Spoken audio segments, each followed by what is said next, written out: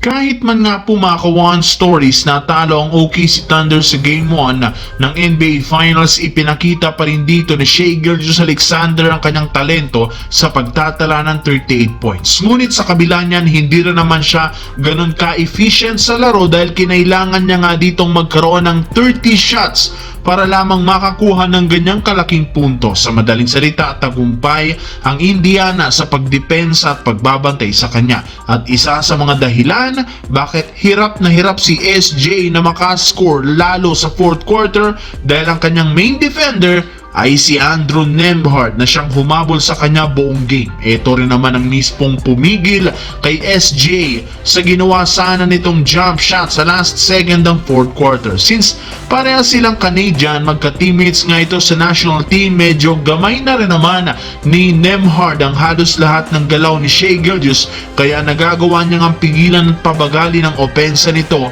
sa court, which is inaasahang gagawin niya ulit sa darating na Game 2. Samantala, aminin man natin sa hindi, unti-unti na nga pong nakakapag-catch up ang father time kay Lebron matapos ang ilang taon na paglalaro nito. Madali na nga itong napapagod sa mahahabang laro sa pagbagsak ng kanyang stamina. Hindi na rin naman ito kayang makipagbanggaan laban sa mga batang player.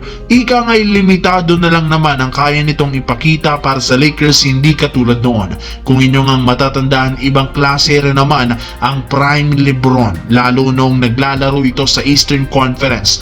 Siya lang naman ang kauna-unahang player sa NBA na nakapasok sa NBA Finals ng 9 na magkakasunod na taon simula 2011 hanggang 2018. At bagamat napakarami pa rin ang nagde-disrespect sa kanya ng mga fans, ibang-iba pa rin talaga ang East Lebron dahil siya ang nagtatak sa isipan ng mga fans na mahina ang Eastern Conference matapos niya itong pagharian ng ilang taon. At simula nang umalis siya dito at lumipat sa West, lalo sa Lakers, doon na nagsimulang makapasok sa NBA Finals at magkampiyon ng lahat ng mga teams na kanyang pinahirapan noon, kagaya ng Toronto Raptors, Boston Celtics at maging Indiana Pacers.